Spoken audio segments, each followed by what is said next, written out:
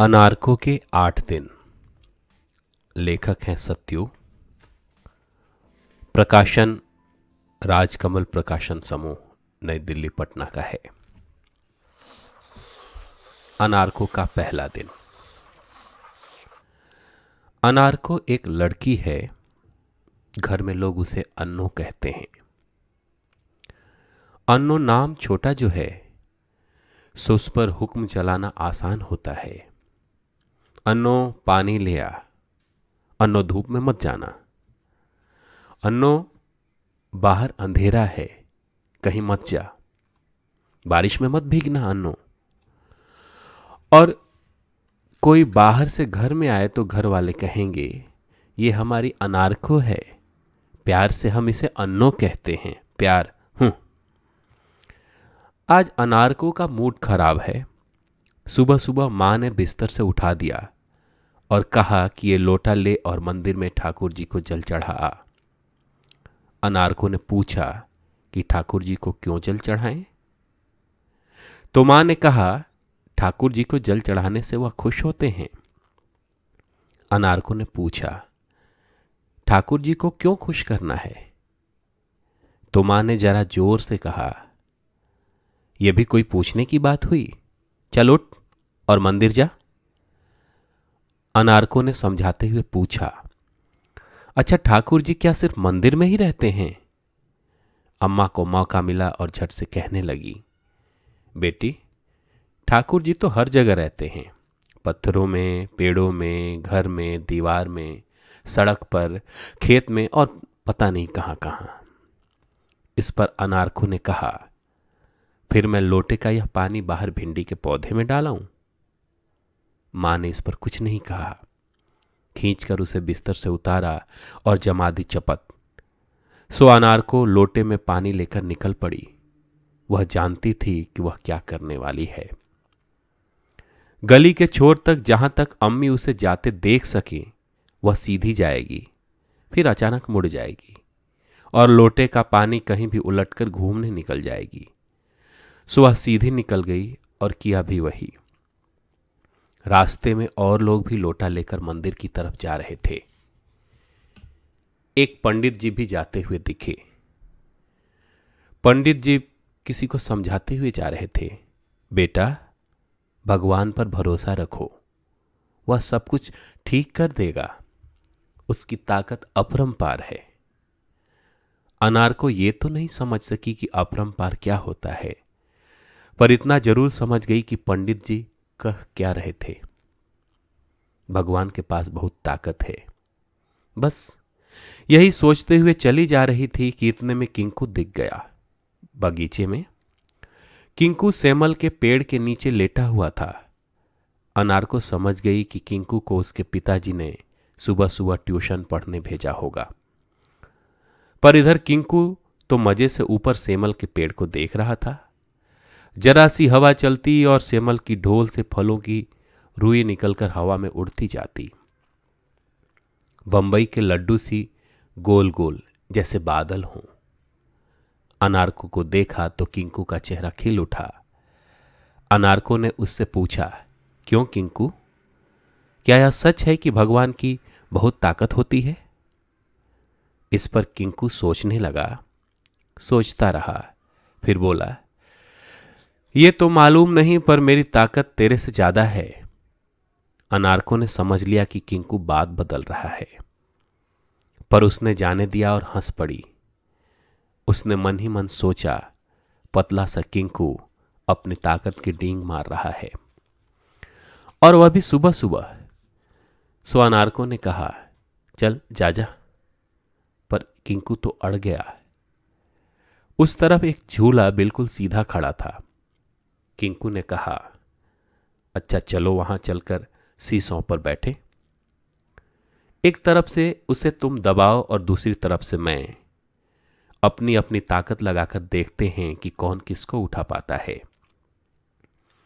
अनारको झट से तैयार हो गई। फिर लगे दोनों दो तरफ से जोर लगाने। अनारको ने खूब जोर मारा, खूब जोर मारा, लंबी सांस खींची, फिर जोर मारा, पर किंकू वाला हिस्सा टस से मस ही न हो। जब वह थक गई तो किंकू खिलखिलाने लगा और खूब उछलने लगा। अनारको को कुछ शक सा हुआ।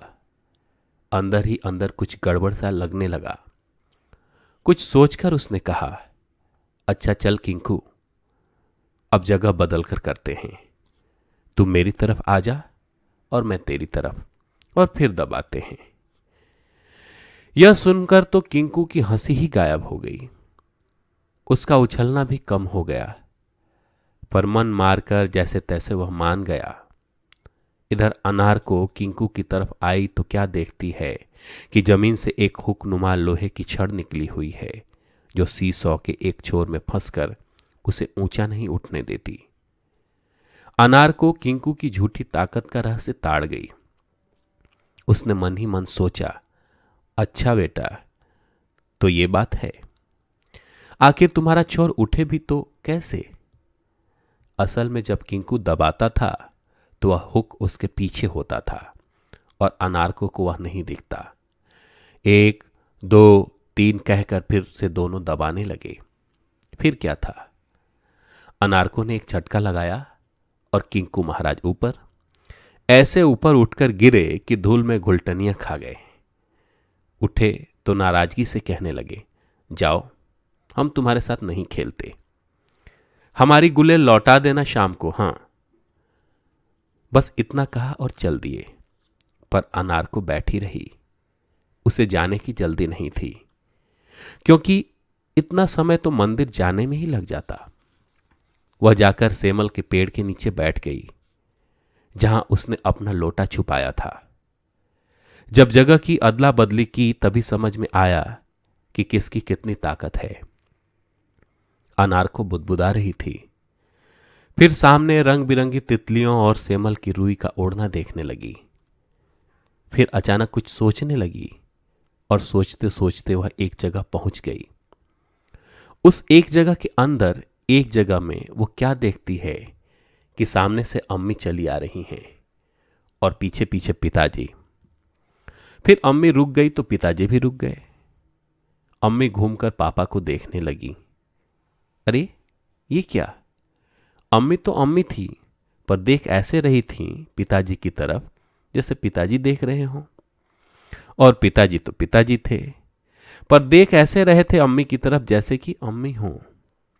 अब अनारको को नहीं मालूम वह किसी को कैसे समझाए, पर उस देखने में ही ऐसा कुछ था कि अम्मी अम्मी होते हुए भी पापा लग रही थीं और पिताजी पिताजी होते हुए भी अम्मी लग रहे थे।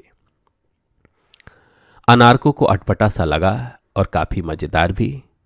फिर पिताजी मिनमिनाते हुए बोलने लगे, थक गई होगी बर्तन मांजते मांजते, बैठ जाओ, मैं चाय बनाकर लाता हूं। इस पर अम्मी ने कहा, छोड़ो जी, मुझे जाना है काम से। पिताजी ने फिर वैसे ही मिनमिनाते हुए कहा, क्या काम है, कहां जाना है? इस बार अम्मा ने डपट कर कहा, तुम क्या समझोगे हमारे काम की बात? दिन भर तो बस कागज पत्तर में लगे रहते हो। मुझे किंकू की अम्मा के पास जाना है स्वेटर की नई डिजाइन सीखने। पिताजी हाथ उठाकर अम्मी को ठहरने के लिए कहने ही वाले थे कि इतने में बगल से किंकू की अम्मा दिख गई। हाथ उठाने में पिताजी की कमीज का बटन खुल गया था। अम्मी ने एक बार खुले बटन को और एक बार किंकू की अम्मी को कुछ इस तरह से देखा कि पिताजी ने हड़बड़ाकर बटन बंद कर लिया। इतने में अनारको उस एक जगह से दूसरी जगह पहुंच गई, पर उस दूसरी जगह पहुंचते पहुंचते न जाने कैसे अनारको को भान हो गया कि घर में पिताजी और अम्मा में से किसकी ताकत ज्यादा है। दूसरी जगह में क्या देखती है कि अरे ये तो स्कूल आ गया। उसकी क्लास साफ दिख रही थी। उसके सारे साथी बैठे हुए थे, बिट्टो, गोलू, कर्नल, फुलपत्ती, सूरज और किंकू भी। और मास्टर जी अपनी कुर्सी पर एक पैर पर खड़े थे, दोनों कान पकड़े हुए। रोना सा मुंह हो रहा था उनका। ऊपर से किंकू उन्हें डांट रहा था, कहिए आज फिर 5 मिनट लेट आए। बाहर खड़े खड़े भूगोल के गुरुजी से बतिया रहे थे। स्कूल इसलिए भेजते हैं क्या आपको? चलिए खड़े रहिए। किंकू छड़ी भी हिला रहा था। अनारको को फिर से लगने लगा वही अटपटापन और साथ साथ मजा भी आने लगा। इतना मजा जैसे उसी मजे में नहा रही हो। वह खिलखिलाकर हंसने लगी। किंकू तो पहले से ही खिसियाया हुआ था। उसने अनारको की तरफ छड़ी फेंकी। छड़ी अनारको को लगी नहीं, पर उसने उसे उठा लिया और उसे लगा कि वह समझ गई कि स्कूल में मास्टर जी और उसके बीच ताकत का रिश्ता क्या है।